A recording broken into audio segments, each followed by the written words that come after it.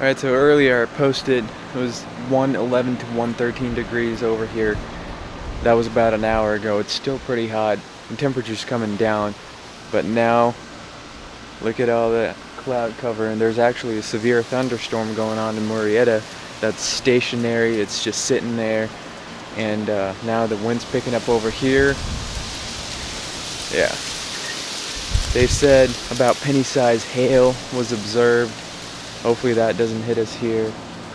Also, our AC is still not fixed, our main central unit, but luckily we had this extra window unit that I was forced to put in my workshop. That's helping a lot, actually cool the house. Alright, so I just got off my roof, had to put some tarps on there again because the one that was there before was totally deteriorated. We still haven't gotten the roof fixed up because everybody's charging arm and a leg for it, and it's just, we just can't shell out that kind of money on that right now, so hopefully it'll hold. It's starting to rain right now. I mean, the difference is just night and day. Like, the temperature plummeted 20 degrees on a whim. Right now it's starting to rain. My neighbor actually told me right now that one of the lightning started a fire not too far from here. So it's all kind of crazy right now. Shit flying everywhere, and we're about to get some storm right now, so time for me to get indoors.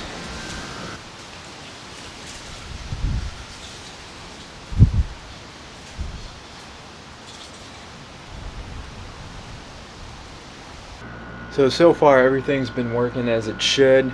No leaks, knock on wood. And the air's clearing up. You can smell the ozone in the wet dirt. I love that smell so much.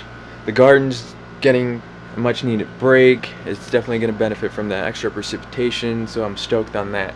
Besides all the mess from the wind and all that, things have been great. So the garden's looking pretty good, pretty wet, which is what I want.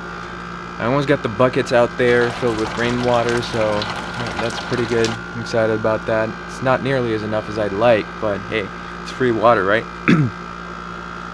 And everything's getting a much needed break out there. Everything was just wilting. Some of the rose bushes, the leaves have been getting scorched to a crisp.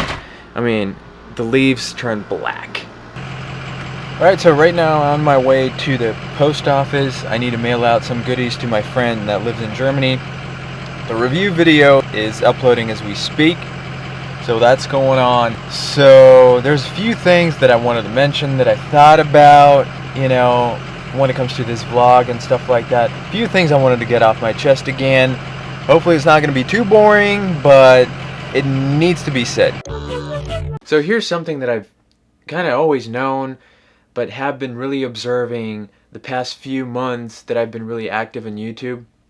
And that is, I'm going to keep this close to vlogging, because this is mainly what I want to refer to and what I want to talk about. So I've been noticing that a lot of upcoming vloggers, or people like me who, my vlog is still in its infancy, it's 5-6 months old.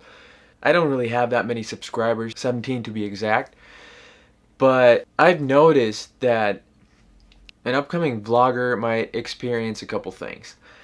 Assuming that he already knows or she knows what they want to vlog about, you got your idea, great, you start popping out videos and stuff like that. And here comes the brick wall. All of a sudden, and I've experienced this myself, now the crucial part is how you deal with it. So what do I mean by the brick wall? There comes a time where you start thinking about, are my videos really that interesting? My life is not interesting. You know, I don't really travel. I don't do cool things. I don't have a lot of money to review expensive gadgets, that sort of stuff. Basically, it's just, you start thinking, my life is really boring. Why do I even vlog about it? Who's gonna like it? the thing is, you don't need all that expensive equipment to start a big YouTube channel. You already got a camera and a microphone, you're halfway there. The thing is, and what I deem really important, you got to stay true to yourself and to your fans. If you're going to put up this mask and try to look cool and try to, basically revolve your life around this vlog, you got it all wrong. And another important aspect is, if you're in this for the money that you could potentially be making, sure, you're kind of setting yourself up for a failure, because the learning curve is steep. You're not going to make any sort of profit overnight.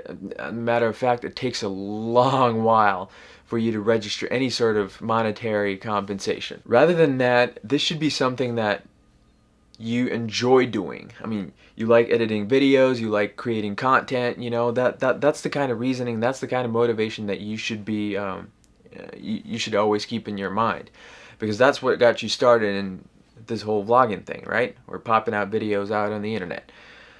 So that's really important. And I've been noticing that things like super cool, obnoxious, and expensive became rather synonymous with being successful on YouTube. And while it might work for some people, it might not necessarily work for you. And if that's not who you are, then I don't think you should change. I don't think you should pursue. I don't think you should follow that path. It's just not going to work out. You can keep it up for a few months, then you realize that that's not really you. It's not going to work out. And a couple things are going to happen. You're either going to shut down your vlog completely, or you're not going to be happy with what you're producing. So that's why I always say, stay genuine, stay true to yourself, because your fans, your followers, your subscribers, or whatever, they'll always sniff out the truth. And I know from a personal experience that those 17 people that follow me, some of them I know them on a personal level. I know they genuinely enjoy watching what I put out there for what it is, for what the content is. And that right there is mission accomplished for me, because I just entertained someone with the content that I've produced. And that's what keeps me driving. I'm not seeing thousands or millions of views, thousands of subscribers every day, but that's okay, because that's not my main motivation. My main motivation is doing what I love doing. And like I said, yeah, it's not that exciting, or it might not be exciting for this person, but it's going to be exciting for this person. If you're into reviewing, it might not hurt to review some old gadget. Come up with tips and tricks and how to use that. The thing is, the beauty of this thing is, no one's telling you what to do and how to do it. You're the sole moderator of your content that you put out there. So, that's how I've been doing things. Like I said, my vlog is really in its infancy. It's young. I know there's tons of potential for doing things differently, and I keep trying new things, and that's just the beauty of it. These little tweaks, these little, fine-tunings that you're in charge of, it's what makes it run. And that's the most exciting thing about it.